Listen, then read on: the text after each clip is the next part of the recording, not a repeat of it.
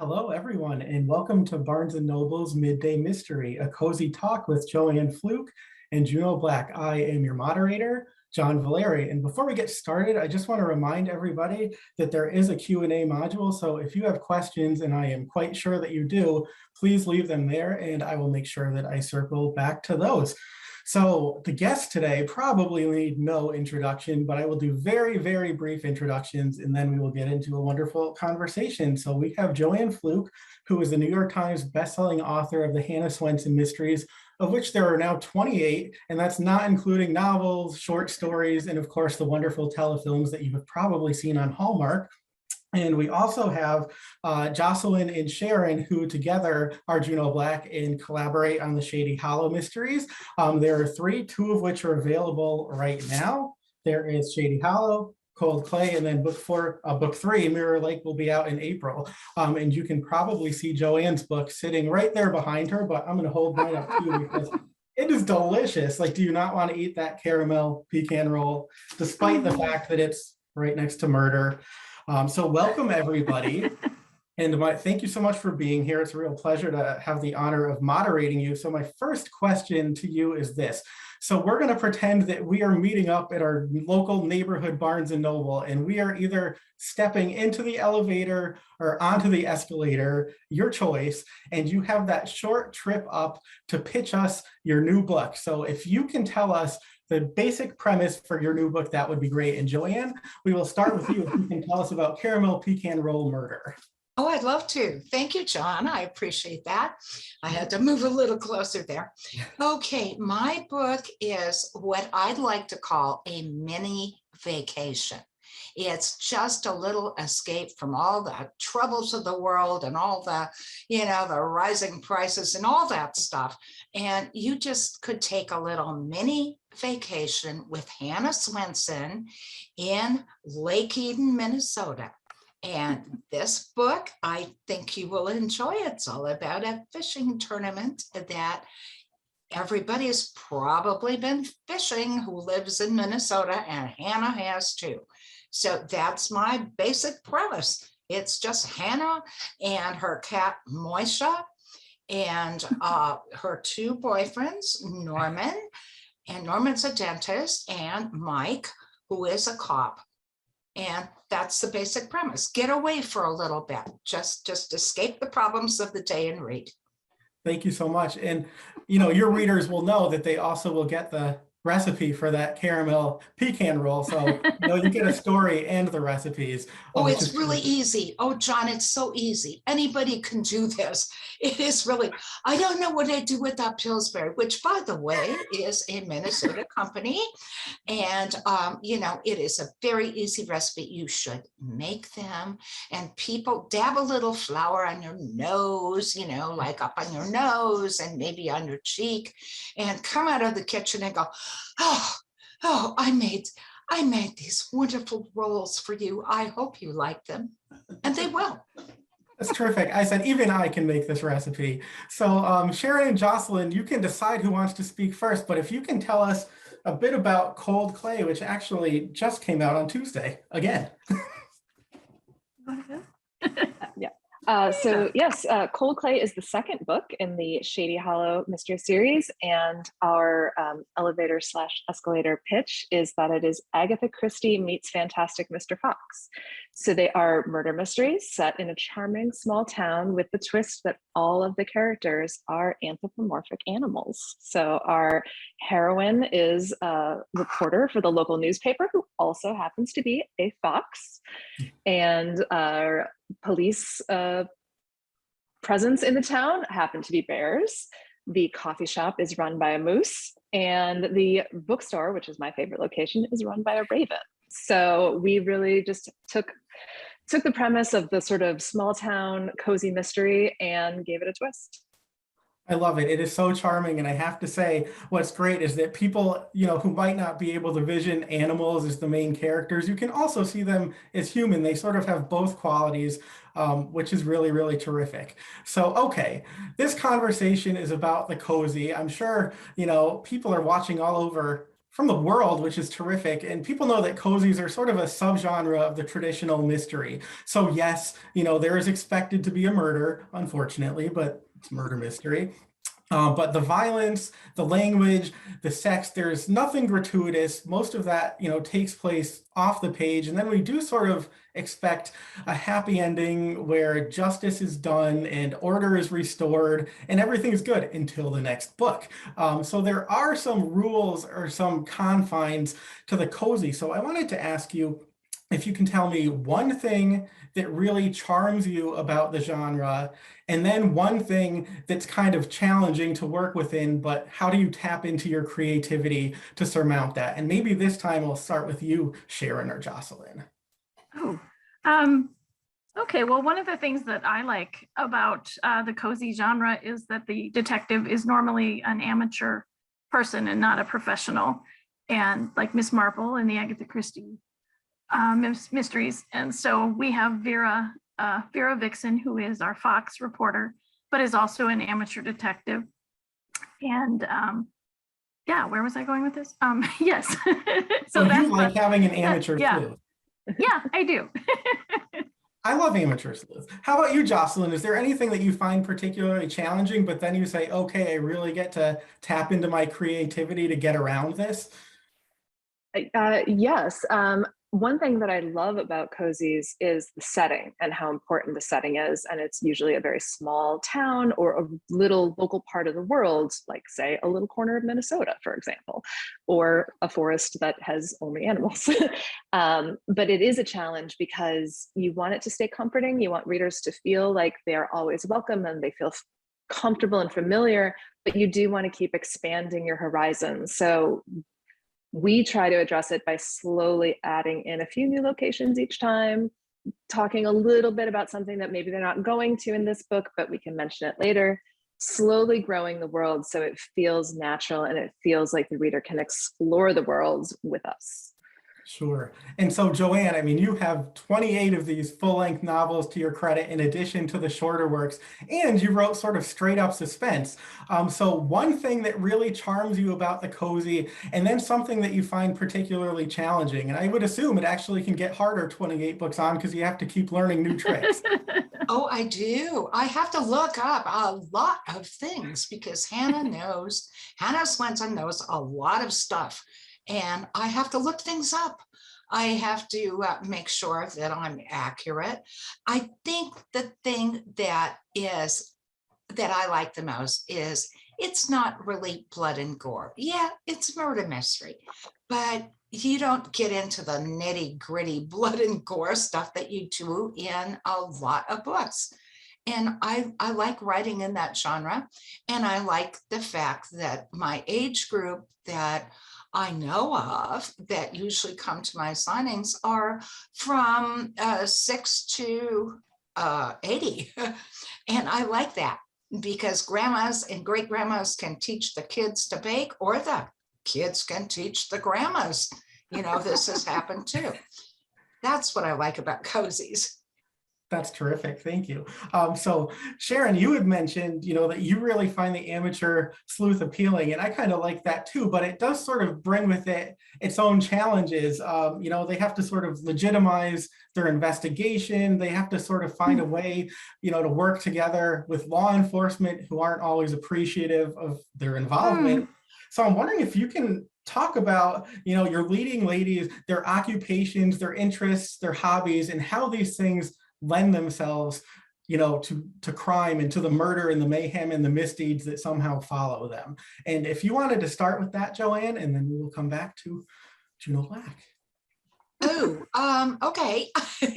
Okay, I had my reading interests. I write more than I read because, I told you I have a problem with my eyes. So I am very careful what I read because it's research is what I read.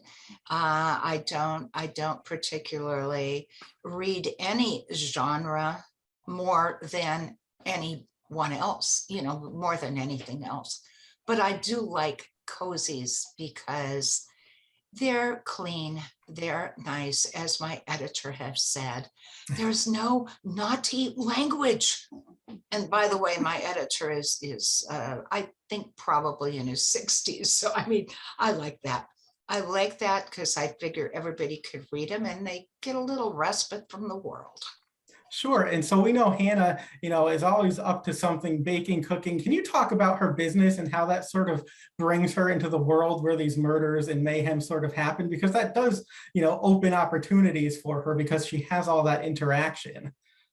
Yes, her business is she owns a bakery and a coffee shop. And she does, well, her people do, and sometimes she does, Hannah also does, the invisible waitress trick. When you go out to a restaurant and you're getting another cup of coffee, you realize the waitress is coming along and the waitress is going to fill your coffee cup, but you don't stop talking. You go right on talking. So Hannah overhears a lot of stuff that really, I love that about the genre, that she can overhear things that will help her solve the crimes. And yes, she, Mike, the cop, does not always appreciate her sticking her nose into his business, what he regards as his business. He's getting a little better about it. And Hannah does get into some pretty sticky situations. But there's going to be another Hannah book. And right from the get-go that she's not going to get killed. She's not going to get hurt dreadfully or anything like that. Somehow she's going to pull it off. I like that about it. Absolutely. And so Jocelyn and Sharon, your character, Vera Vixen, is a reporter, which sort of in and of itself is an amateur sleuth because you have to do a lot of digging. So can you talk about, how that career lends itself to her investigations? Yeah. No, Sharon, you go ahead. Oh, I'll go. Vera is pretty much a natural know-it-all. So she wants to be aware of what's going on in the town. And that is a big part of her investigation. She wants to know who's doing what at all times. Plus she's come to Shady Hollow from a background in the big city. So she has lots of experience with scandal and that sort of thing from her earlier life in the big city. So I think she puts that to good use. Sure. And Jocelyn, did you have anything you wanted to add to that, or you want me to keep trucking? Well, she is a reporter, and we did want to give her a profession where it made sense for her to be going around and asking questions, because she's writing stories for the paper as this is going on. So she's legitimately asking questions. She's not just being a busybody, although she's totally a busybody. But I've always really liked the profession of journalism. And I think that it lends itself very naturally to a detective sort of mindset, because it's who, what, where, when, why. And of course, she's always asking those questions in each book. So we picked something that we felt would lend itself to the story. Sure. And so another hallmark of the cozy is that there's usually a bit of romantic intrigue as well, though Hannah and Vera are sort of at very different points in their pursuits of a happy ending. I'm wondering if we can talk really quickly about your protagonists' love lives and how these entanglements, add to the book's overall stakes and suspense. And I'll start with you, Joanne. Is that mine? Yeah. Oh, sorry. Could you repeat that? Sure. So, readers in the cozy sort of come to expect a bit of romantic intrigue in addition to the murder mystery. Though your character and Juneau Black's are sort of at very different points in their pursuit of happily ever after. So can you talk a bit about the romance for Hannah in the books and how that sort of ups the stakes and suspense of them? Yeah, Hannah is not really a busybody, I don't think. Hannah is curious. Hannah has got a great curiosity, and I think she wants to, generally, some of her other characters in the book, some of the other ones are, they get involved in like a murder.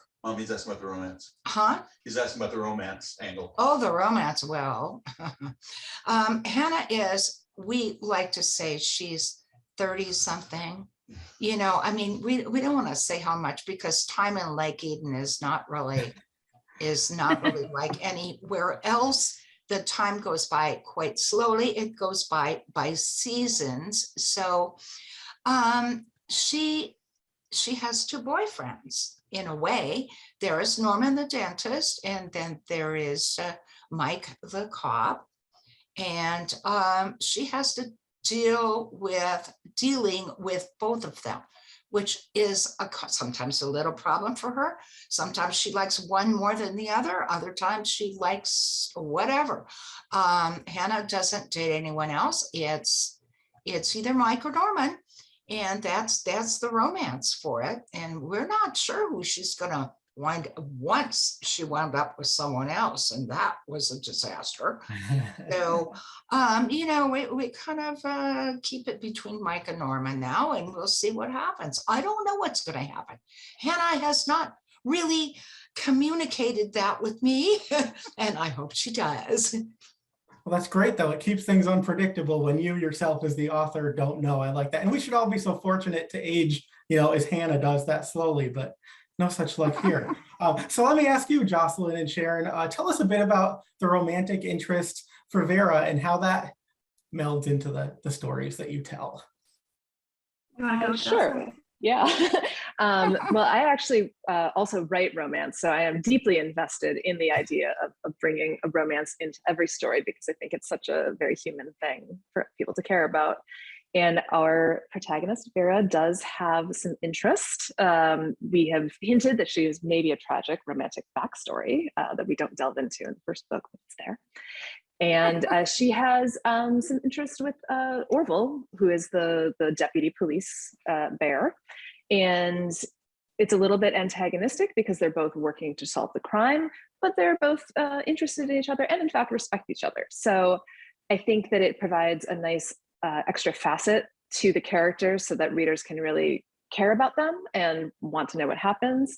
And I just love putting in a romance, and I like stretching it out and making people wait because that's fun too. So it's just a really fun element that you can throw into any other genre. Sure, and that actually lends itself nicely to my next question, and I think I'll start with Sharon if you don't mind. But I did want to ask about, you know, the proper authorities, because usually you have your amateur sleuth and they do have to interact with the authorities, and you know, sometimes it's a platonic relationship, but other times there is some romance there or some sparks, some attraction. So I'm wondering if you can talk about the interaction of your amateur sleuth and the local law enforcement and how that relationship can sort of be both a help and a hindrance in terms of their investigations. And Sharon, I'll start with you. Okay, well, in the first book, Vera and Orville had a strictly professional relationship. She was helping with the investigation, and he was trying to keep her out because he didn't want things to end up in the paper. In the second book, there's a little bit more of a romance going on, which is fun. But they, I think that she helps him by laying things out clearly. She's a very methodical investigator is what I'm trying to say.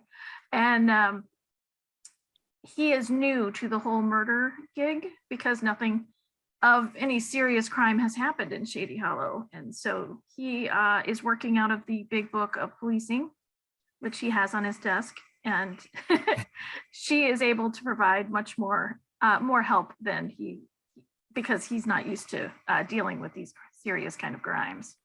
So Sure. I think that she's helpful in that way. Sure. Thank you. And so I'm going to ask you, Joanne, as well. How can Hannah's relationships with the cops that she's befriended and maybe has a bit of a romantic interest in, how do you find that can both help and hinder her when it comes to her amateur sleuthing?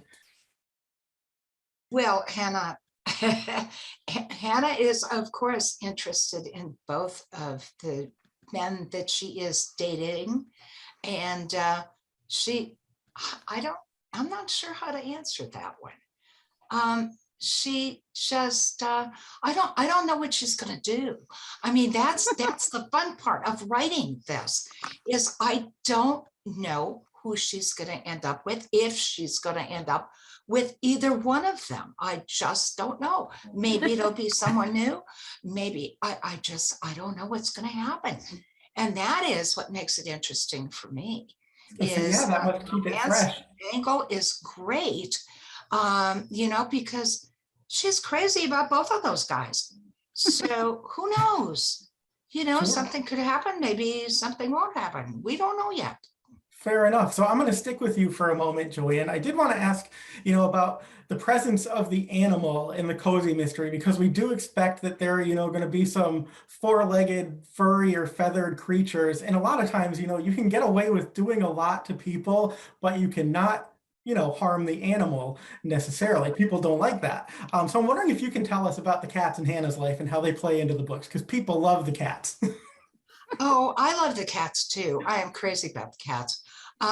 Yes, they are, they're characters. They are real characters. I mean, Moisha, Hannah, well, we haven't gone back to the beginning, but Hannah found Moisha on her doorstep one winter and opened the door, and there was this cat half frozen, and she said, well, come in. And he came in. And then Cuddles belonged to the people across, she lives in a condo across the way. And so Cuddles was always kind of at the window looking at Moisha. And then Norman adopted Cuddles when those people moved away. So, our cats, it's kind of fun. I mean, I had a cat named Miss Billy, who was a real character. So a lot of my cat things are based on Miss Billy, because we said the only thing we get in our house are bills. So we're going to name her Miss Billy. And that's why we did. And she's just really, Billy was really a great cat. And I haven't really introduced a dog, although they did with the Hallmark movie. Mm. And I can see where Norman might get a dog. I might use this because he certainly could, because when I had 3 big dogs and my cat, the cat ruled the roost, let me tell you. It took one little swipe across the nose and those dogs went, okay, you can have any bed you want. And so that would be fun. I don't know what I'm going to do with Hannah. This is the fun part about writing. I don't know what's going to happen. Sure. And that's all I could tell you. Hey, we'll take it. It's all about suspense, right? You're leaving us in suspense right now, which is great. So let me ask you, Jocelyn and Sharon, because your books are unique in that your characters are animals. And so, in some ways they inhabit the quality of animals, in some ways they inhabit the qualities of humans. And when reading it, I kind of thought, well, this is how we feel about people we don't know. Sometimes, we get an idea about something just because we haven't become familiarized, with them. So I'm wondering if you can talk about humanizing your animal characters and just about, the choice to have them being the main characters in your books, because it's unusual, but it's brilliantly done. Maybe I'll start with you this time, Jocelyn. Sure. It's funny that you mentioned that. I was catching up on my Joanne reading, and there's a line in this one where Hannah's talking about the cat. She's like, well, I'm worried about the cat's feelings, but I don't want to anthropomorphize him. I was like, that's all we're doing. So yeah, our characters do very much inhabit kind of like, they are animals. They do act very human because we are humans writing the story, and that's what we know. But we do play with the idea of expectations. So we have, our police officer is this big, brawny bear, as you might expect. He's tough. He's, goes around with a growl, and everyone's like, okay, I guess we're going to behave. Vera is a fox. She's very interested in sort of sniffing out the story, literally. And we like to use a lot of the aspects of foxes, and that they're very clever, they're quick, they're cunning. So we wanted to bring that into her character, but she also just loves, curling up on her couch and reading a book, which most real world foxes are not known for. Not all the ones I've met. So we do want to very much also make them human. So we try to just balance it, and we are not above just doing something because we think it's funny. So we will definitely have characters act out of character, or maybe not what you would think that animal type might do. Our editor of the town paper is a skunk. I don't know if skunks are known for their editorial skills, but that's what happens in Shady Hollow. So, sometimes we just do things because we think they're fun. Sure. And did you have anything that you wanted to add to that, Sharon? Oh, no, I think that's good. All right, great. So I am going to remind people that you can use the Q&A function. I see a lot of questions popping up, and we're going to get to those in just a moment. I do want to ask one more question, and then I am going to go to that box. So if you have something that you want to know, now is the time to ask. But I did want to ask you, how plot influences how place rather influences plot, because Hannah's been in Lake Eden long time. I mean, she grew up there, she is a longtime resident, whereas Vera is actually pretty new to Shady Hollow, but they have vested interests in the community, and the community has vested interests in them. So I'm wondering if you can talk about sort of the duality of plot and place, and I'll start with you, Joanne. Okay, well, Hannah's in Lake Eden, Minnesota, and her family is there, and her extended family is there. And she has just started getting along fairly well now with her sister, Andrea, which they didn't get along so well for a while.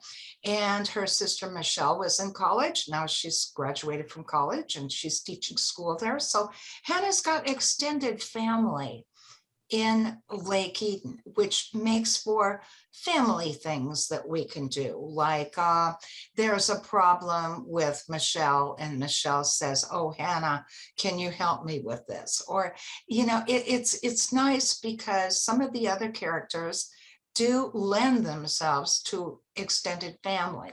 And I've got a whole bunch of extended family there. So I've got things to play on. And of course, Norman's dental practice, something could happen there. He could have somebody die in the chair, I guess. I haven't done that one yet, really. I was thinking about it once, but I didn't do it. But a lot can happen. Lake Eden is a beautiful little town. It's a little town, but it is the murder capital of the world. I mean, I have decided there's got to be a murder, one or two in every single book. And it's just, they're not gory. That's all. Sure. I try not to do that. So Lake Eden has taken over Cabot Cove, the murder capital of the world. So let me ask you, Sharon, about the importance of place when it comes to plot and how that sense of community ties into these books. Well, am I allowed to ask the question for you, Joanne? Sure. Started to step on your toes there, John. Not at all. Now that you brought up Lake Eden being the murder capital, how does that work? Is each book separate, or does anyone comment on the large number of bodies piling up around Hannah? Or how do you make it fresh each time? That's what I'm curious, because yeah. So she's not constantly tripping over dead people. Oh, no, she's not, although her mother has accused her of that. I mean, Dolores is a character. A lot of these people are characters that say, just get your nose out of my business. This does happen in Lake Eden, but it's Minnesota, and it's people are naturally curious about other people, especially in a small town. So it seems to work out okay so far. We will have to see, but we know Hannah's going to survive. So, I mean, it's not scary or anything. And that is, I think, what I like about it. Sure. And then, in your books, Vera's like the newcomer. So how does that work? I mean, you are going to have this problem now of having to keep it real and believable. Now that you're 3 books in, the longer she's there, I'm sure the bodies are going to pile up. Well, Vera, I think Shady Hollow has become a very comforting environment for her. She has Lenore, who is the raven that runs the bookstore, who is her close friend. And she's getting to know the people around her. And I think, the sense of community is very important in the books. And I think that works for Vera as well, because she cares about the people in her community. So when a crime occurs, she's naturally affronted that this should happen, and wants to find out who the murderer is. Sure, thank you. All right, I'm venturing into the Q&A box. Oh, God. No, so let's see what we have. So we have a question here. I would love to hear tips about how to keep a series fresh and exciting. So we've talked a bit about So that. would we. I know, So, Joanne says even she doesn't know, what's coming next. She sort of waits for Hannah to tell her. And I would assume if you don't know that, there is that element of unpredictability there that's great. But does anybody have anything that they want to add to that in terms of keeping a long-running series fresh, or, sort of an off-the-ground series that's going to have to stay that way? Well, with having two writers is a way to keep things going, because sometimes she will throw something in that I wasn't expecting, or vice versa. Even if we have an outline, sometimes we'll just veer off into on a tangent and add something that we think is fun. And so that keeps it fresh, because there are two of us contributing. So we have the combination of our brain. Yeah. I'm also an inveterate thief of other ideas. So if I see an idea in another movie or something that I hear about in the newspaper, I will write it down, because I'm like, ooh, I can put that in. So I think it helps when we just sort of pull in ideas from the real world or other things and just spin it into the story. Plus, I eavesdrop a lot. And, before COVID, in coffee shops and at work, I eavesdrop on other people's conversations. So that's always fun. I feel like if you're a writer, that is an excuse to do that. I mean, Oh, it's sure. research, so that's okay. Here's a fun question from Anna. So she is wondering if anybody would share a memorable book signing experience. If you can remember actual book signings, does anybody have a particularly That would be memorable Joanne. book signing? Yeah. And you've done many. I mean, I've read that you've baked over 500,000 chocolate chip cookies to give people, but do you have any memory from a book signing that sticks out in your mind? Oh, I don't know. How about Alan? Huh? When Alan came to your signing. Well, yeah. Okay, I did have one book signing that was a little iffy. I mean, I was actually, it was at a Barnes Noble, and it was in St. Cloud, Minnesota. And years before that, I had wanted to go to the prom, and I didn't have a date. I mean, I was this gal with the glasses that could do math. And, the boys were looking for something else at that point. And so, yeah, I heard you laugh.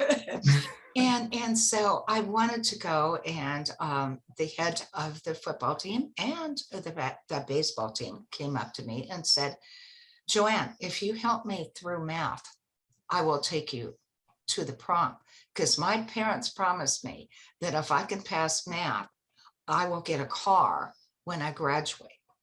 And I said, I'd be glad to help you. And so I did. I tutored him after school. I tutored him on Saturdays. And, and this was not the brightest bulb in the chandelier, I've got to admit. Very handsome, but not the brightest bulb. But anyway, I got him through. And so he got his car. And the next day I went to school and I said, oh, this is so wonderful. I'm going to the prom with Alan. And they went, Joanne, all my girlfriends, we have something to tell you. I went, uh-oh. Said, Alan asked Linda to the prom. You're not going with him. And I thought, oh my gosh. I had to go with my cousin Bruce, who was shorter than I was. But I was so upset. So when my editor said, we need a second body in this book, we need to kill off another person, I thought, aha, I'll kill Alan. And so I did. But then he came to the signing. He came to my signing, and I thought, oh my gosh, did he recognize himself? I was scared. I was looking around for store security and everything, but he came up and he said, oh, I love this book. I've already read it. I bought it. And, that second murder, that second guy, he was a real chump, wasn't he? And that told me people do not recognize themselves. You could kill them all. And I never did it again. You're always the last to recognize it. Yeah, she wanted me to kill her ex-husband. I did. I'm not mentioning which book. That's terrific. So Sharon, Jocelyn, anything memorable if people come up to you and say, wait, you're two people?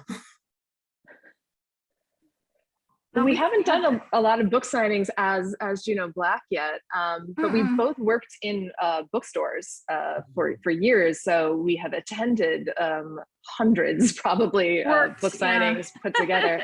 And I have to say that as an attendee, my most beloved and cherished book signing memory is when I saw Douglas Adams speak for his nonfiction book, Last Chance to See. And it turned out that like everyone that I met 10 years and 15 years later also was at that book signing, which was just this bookstore in Wisconsin. It was not a big bookstore. It didn't seem like a big signing, but it turned out to be like nerd Woodstock because everyone was like, oh yeah, I was there.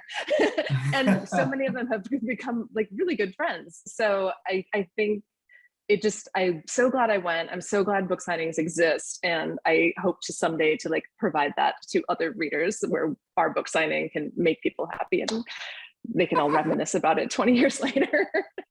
Absolutely. And one of the really good ones that I attended was Ian Rankin, the Scottish mystery writer. I was standing in line with all the other people to get my book signed. And I somehow mentioned that I worked there. Anyway, whatever. He looked at me and he said, I met my wife in a bookshop. And I was like, That's how you know they're good people, right? We had a moment. That is wonderful. Thank you.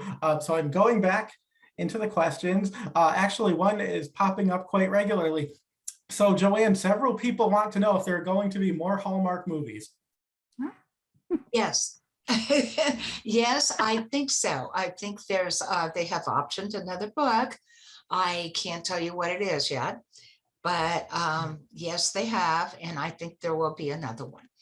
And that's pretty much all I can say right now. I know we have not yet started principal photography. That's with the stars of the movie.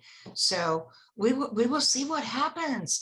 I am very eager for another movie. I love these movies. I think the cast does such a good job.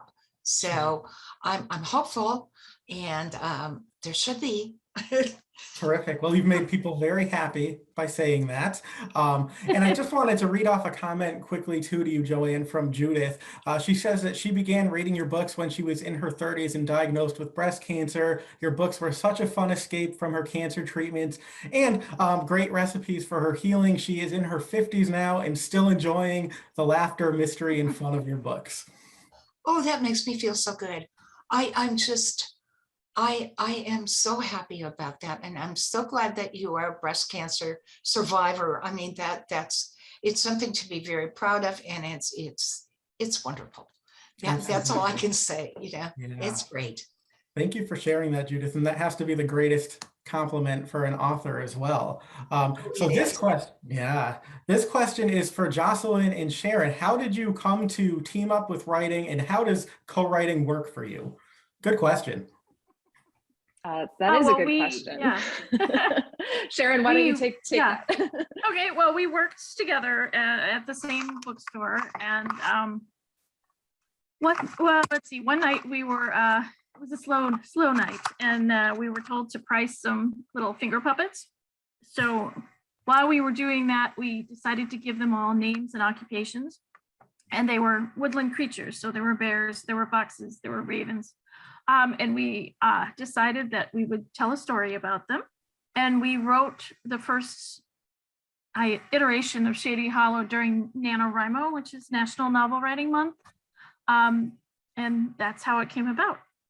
And we would I would write on even days, and Jocelyn would write on odd days, and we would email our document back and forth to each other. And so at the end of November, we had a story. It was messy and awful, but it was a story. So that's how we did it. And 3 books in, you still seem very friendly, so that's a good sign. Well, we live in different states now, so. Yeah, but we do have a very similar sense of humor and a similar vibe, and apparently have had the same childhood because our parents all like watched the same TV shows, and we grew up with the same kind of touchstones culturally. So we can very much work together and throw out an idea. And so if I throw out something, Sharon can work on it. And if Sharon throws out an idea, I can work on it. And together we are more than the sum of our parts, we hope. Sure, that's terrific. Thank you. And Dawn wants to know, and this is for any and all of you, where do you get your inspiration for your plots? Is there anything specifically that you can remember and say, oh, that would make a great book? And that's open to anybody. Inspiration is all around, right? Yeah. I mean, finger puppets, that worked for us, so it can really come from anywhere, and you shouldn't, expect it to come from somewhere, because it might be laying somewhere very odd and not what most people would guess. So, it's I think Steve Jobs is usually credited with saying that creativity is just two different ideas put together. So that's kind of what we did, and we hope to keep doing. Also, I'm a big reader, not that I steal other people's plots, but I'm a big reader, have been a longtime bookseller, and now I'm a librarian, and so I'm constantly reading other people's stories, and some of that may filter through. Sure. And while you're saying that, Sharon, let me ask you, because people are always looking for book recommendations, even though our TBR piles, they are growing and growing and growing. I have fallen under stacks of books. I have had stacks of books fall on me, and I feel like I'm doing something right. But are there any books that you would recommend as particularly memorable to you? And they can be books, that are in a similar vein to your own, or something completely different. And I will ask that of all of you. But since you mentioned, your own reading, Sharon, do you have anything that you would like to recommend? Oh, well, this is just, my reading has gotten much lighter in the past, say, perhaps since 2016. And I've gone more to romance and mystery than I ever have. So I recently read Finley Donovan is Killing It, which is by Elle Cosimano. And it's about a woman who is a writer. She writes suspense mysteries, and she's trying to make ends meet. She's a single mom, and she's meeting with her editor at Panera when they're talking about her next book, and a woman overhears her and thinks that she's a contract killer and hires her to murder her husband. And it's so much fun, and I totally loved it. And now there's a second one out called Finley Donovan is Knocks 'Em Dead, I think. And that one just came out. I haven't read it yet, but I'm really, really looking forward to it. Excellent. Do you have any recommendations, Jocelyn?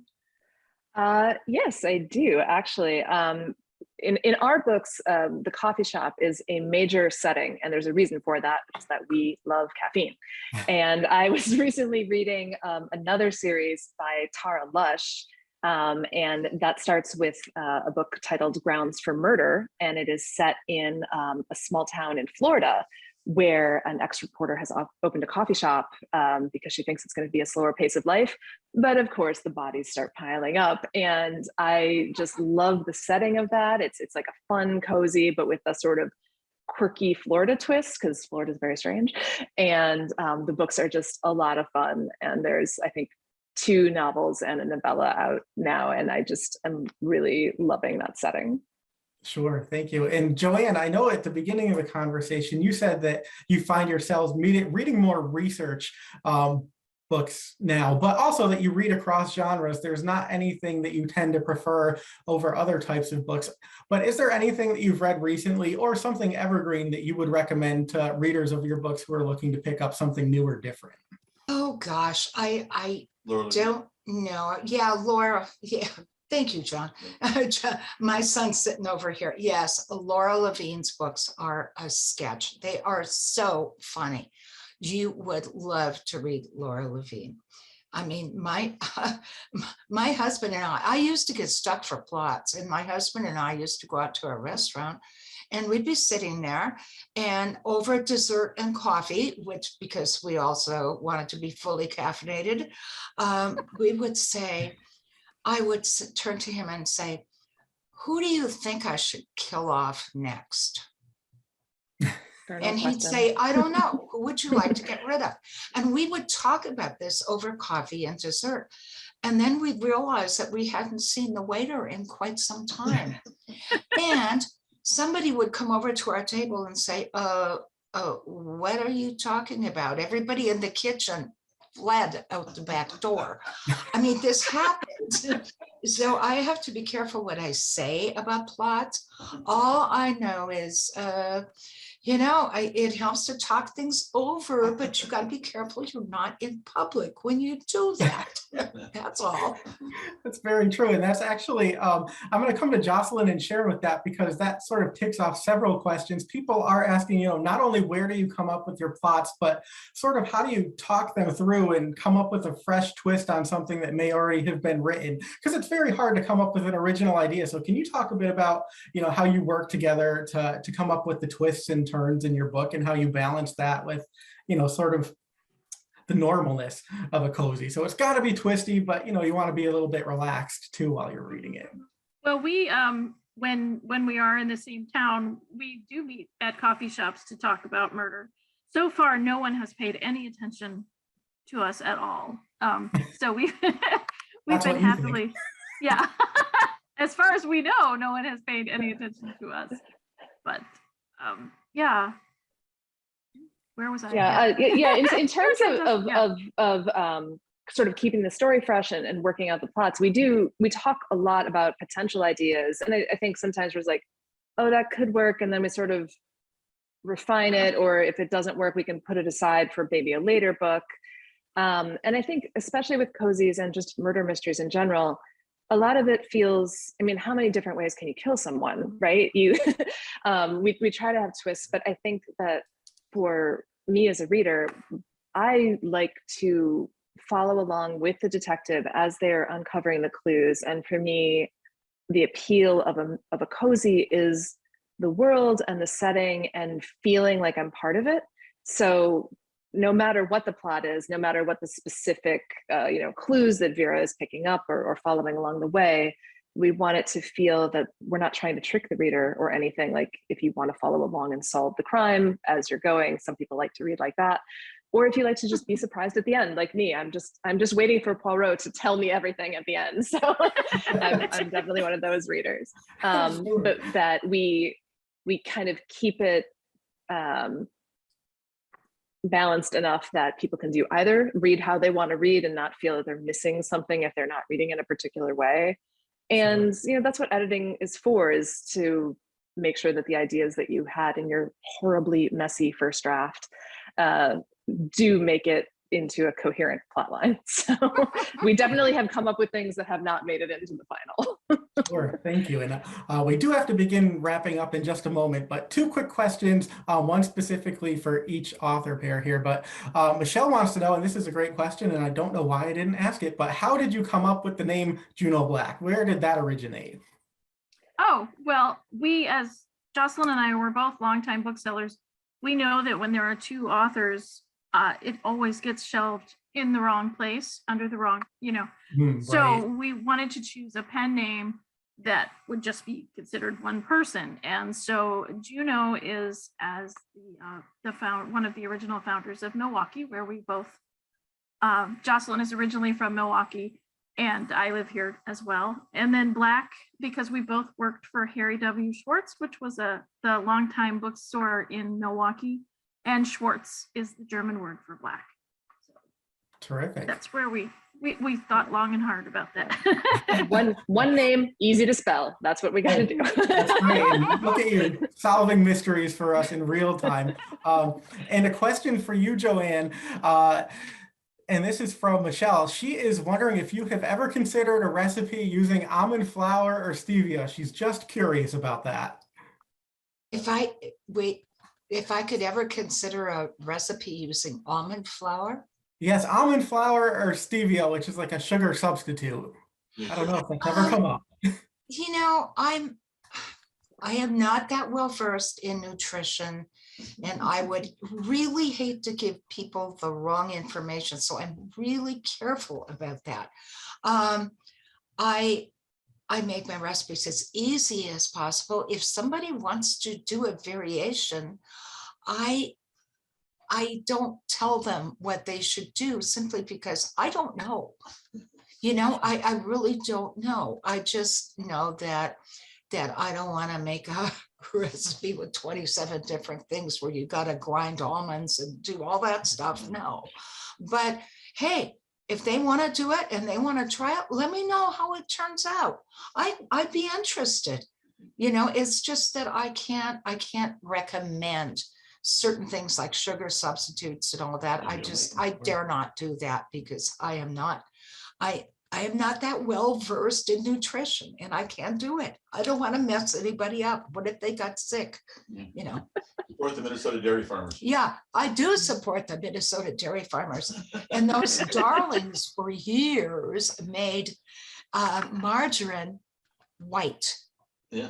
For years, it could not be yellow because it was the dairy farmers. There was a little capsule and you got everything all, you squeezed it and you made it yellow. Pardon me. And it looked awful. So yeah, I understand. Sure. Same thing happened in Wisconsin, actually, too. The margarine was not allowed to be yellow because butter was yellow, and the dairy farmers would not permit margarine to masquerade as butter. Exactly right. Well, see, look at the things you learned. I had no idea. That's terrific. Okay, so we do have to begin wrapping up, but you know, you are all suspense authors, so I'm wondering if you can leave us with a teaser of what comes next. And I will start with you, Jocelyn and Sharon, because you actually have a third book coming out in April called Mirror Lake, so very, very soon. Yes, we do. So at the end of April, I think it's the 26th, Mirror Lake is coming out. It is the third book in the Shady Hollow series. So it explores a new neighboring town in Shady Hollow, near Shady Hollow. So again, the world's getting a little bit bigger. And just to up the suspense, I will say that our editor has asked us to write more. Excellent. That's what we like to hear. And how about you, Joanne? What can you tell us? What is Hannah going to find herself involved with next? Dare I ask? She's it's the longest day of the summer. It's the summer solstice. And she is going to be baking pink lemonade cake. Ooh. And I really am looking forward to this. I also want to make pink lemonade cookies. I haven't tried them yet. I have an idea. You know, I have to try out all these recipes, but that is the next title, is Pink Lemonade Cake Murder. Ooh, that's terrific. I am totally down for that. Now we're all hungry and salivating. It seems like a great time to end. But thank you so much, Joanne Fluke and Jocelyn and Sharon, who write is Juneau Black. And let me just remind you quickly that you can get their books online at Barnes & Noble 24/7 right now, including this awesome signed edition of Caramel. Caramel Pecan Roll Murder. Look, if you open this book, there is Joanne's famous signature, and you can own one of those. Who would sat at my table and did those? Yeah. Gives you a hand cramp. And also you can get Shady Hollow or Cold Clay right now, 24/7 at Barnes & Noble online or at your neighborhood Barnes & Noble location. Thank you so much, everybody, for tuning in, and may your reading be delicious, delightful, and just a bit diabolical. Thank you all. Thank you. Cool. Bye. Bye, guys. Thank you.